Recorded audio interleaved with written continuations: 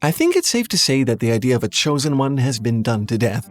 You probably don't even need an explanation, you've seen this everywhere. Whether it's an all-powerful king chosen by the gods to lead loyal armies into epic battles against evil, or an unassuming small-town kid who just happens to have latent magical powers perfect for saving the world, we recognize the pattern. Even if they don't look it at the start, this is the right person for the job. Strong, capable, with glowing letters of recommendation from the local wise old mentor figure. If you were living in a fantasy realm, constantly under siege by some ancient evil force, wouldn't you rather know resolve to this guy rather than this guy? If you're a citizen of Morrowind, this guy is the best you're going to get. And I don't even mean that sarcastically. The Chosen One in that game is, in my opinion, the greatest example of that trope I have ever encountered, despite his clear shortcomings. He is, supposedly, the Nerevarine, the prophesied reincarnation of an ancient hero. The prophecy itself varies depending on who you ask, but the gist is that, eventually, this hero will be reborn and destroy the big bad, Degathur, once and for all. And, believe it or not, this stupid-looking lizard man is genuinely the best fit for the job. Sure, he wasn't carefully hand-selected by an all-knowing deity, and he definitely isn't a humble, good-hearted country boy like many other chosen ones, but that's what makes him such a standout example. Instead of his fate steering him toward his heroism, he has to earn it. As far as I'm concerned, as goofy as he may be, the Nerevarine is the only chosen one that actually deserves it.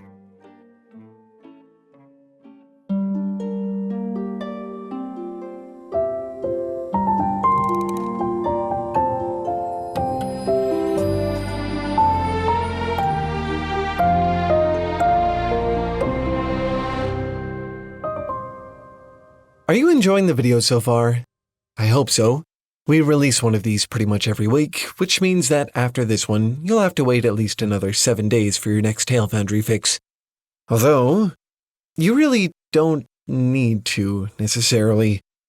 Actually, to be perfectly honest, you can watch next week's video and a bunch of other awesome, exclusive Foundry stuff right now, ad-free, over on our streaming platform, Nebula. Visit go.nebula.tv/TaleFoundry to sign up for just $2.50 a month. It is by far one of the best things you can do to support the show. I hope you'll check it out. I love how the official Morrowind strategy guide introduces the Nerevarine. It says, "You are the prophesied hero behind whom the land might unite." But that's a different person than the one you are now. Right now, you are a penniless nobody who just got off the boat and stand at the beginning of a long and difficult road. Which is true. At the beginning of the game, you're disoriented, broke, and honestly, sort of pathetic. So, why you? Honestly, the answer is just, who knows?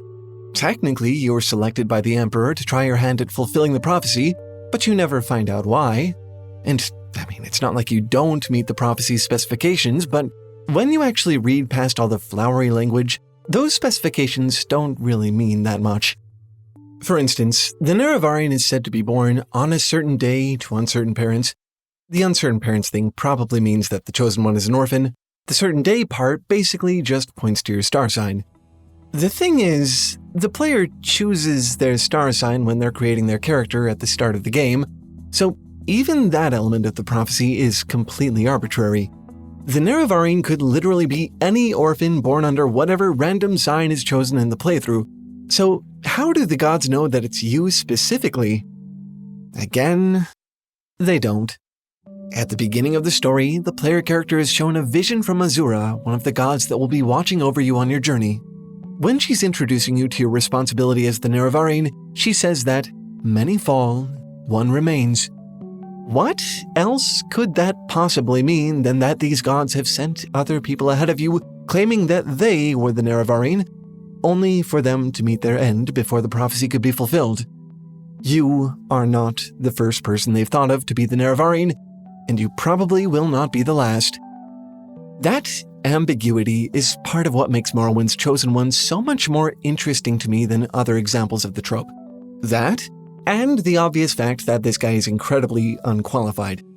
Think of the Nerevarine in comparison to somebody like King Arthur or Luke Skywalker. King Arthur was obviously the intended chosen one. He was, after all, the only person who could lift the sword from the stone. Luke, even though he was a nobody from nowhere, at least had the advantage of attunement to the Force and a couple of mentors to train him up. At no point do you look at either of these heroes and think, really? This guy? Are you sure? Meanwhile, the Nerevarine steps foot in Morrowind for the first time, and everyone immediately hates him. You're a foreign prisoner, nobody understands why you're here, including you, and you bother everyone you meet with asinine questions. The tone of this game is really set when no matter what race you choose to play as, the guard you're speaking to will immediately fire off some racist comment. Great. I'm sure you'll fit right in. What is that supposed to mean? After getting your bearings, you're sent to go meet your mentor. Usually these characters are your Gandalfs and Yodas, right? Paternal, somewhat kooky elders who dispense wisdom and then die in the third act. But not in Morrowind. When you meet your mentor, he's a socially spurned drug addict living in a tiny house at the edge of town, and he's ripped for some reason. When you set out to battle monsters for the first time, hardly any of your attacks will land. My Nerevarine was so out of her depth that she had to run away from one of the easiest enemies in the game and let the guard take care of it. A simple fetch quest turned into me sprinting through the swamp with 3 Kagoti and a cliff racer on my tail. When I went grave robbing, which is something the Chosen One obviously does, I spent more time trying to stave off a skeleton with the door than actually exploring. The Nerevarine is not fit to save the world at all in the early game. It's like Morrowind wants you to fail at its own main questline. That is totally possible, by the way.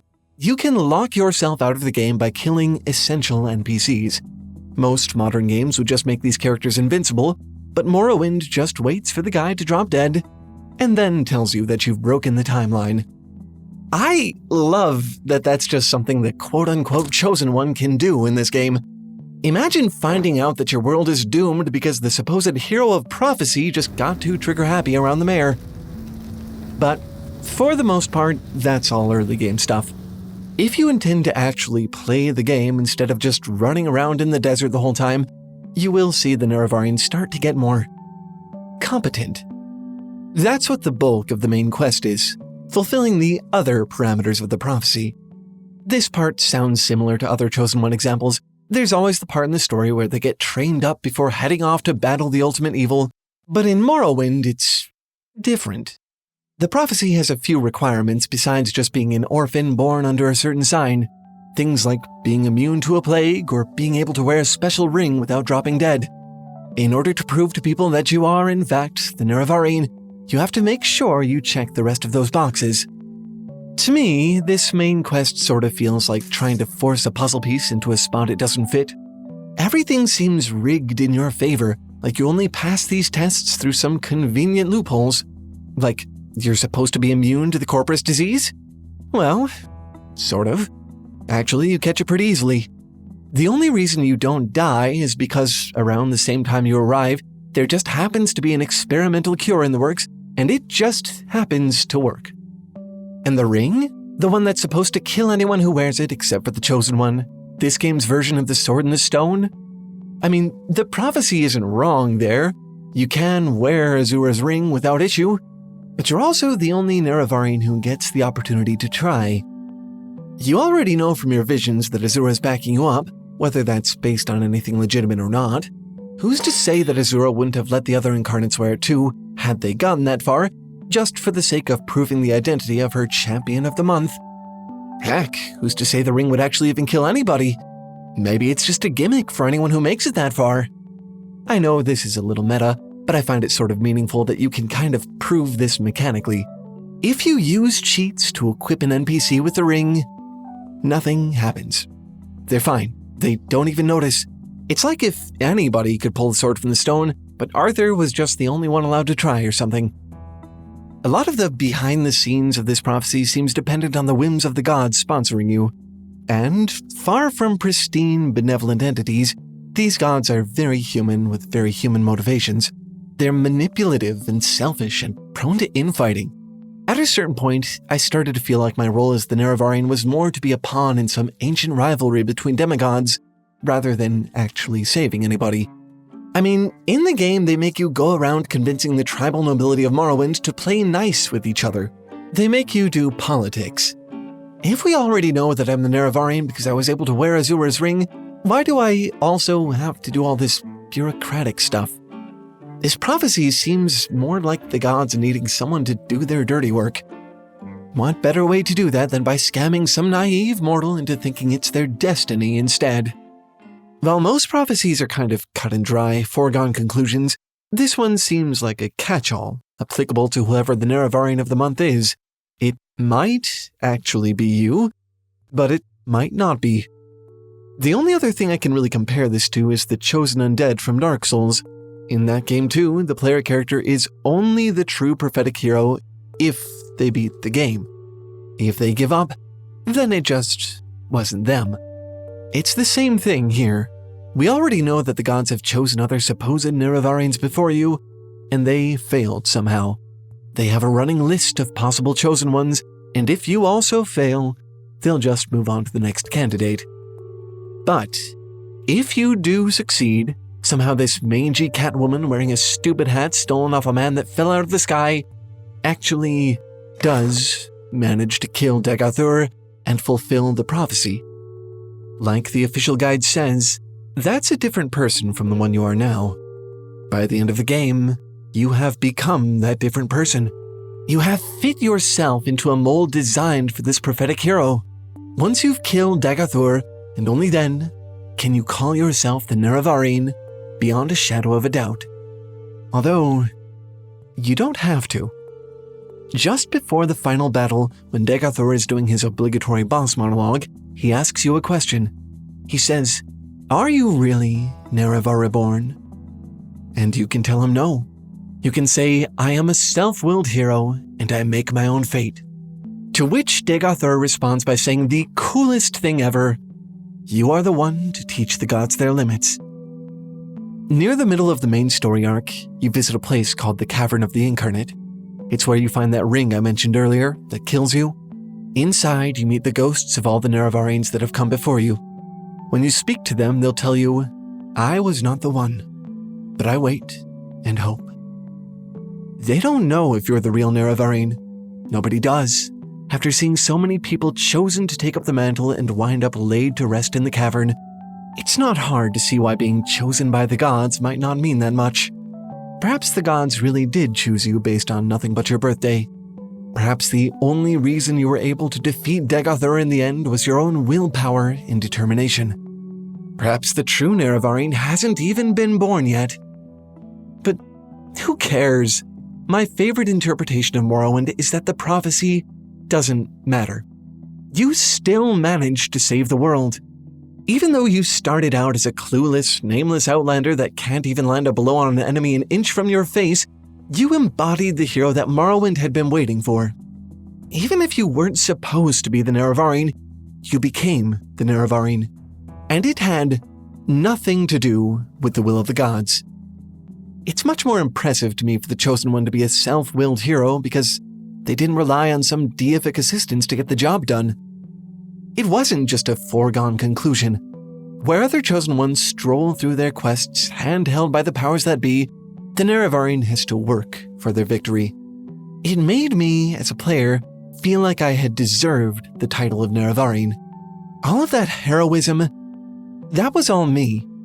The higher powers faded away into the background as I forged my way through their prophecy.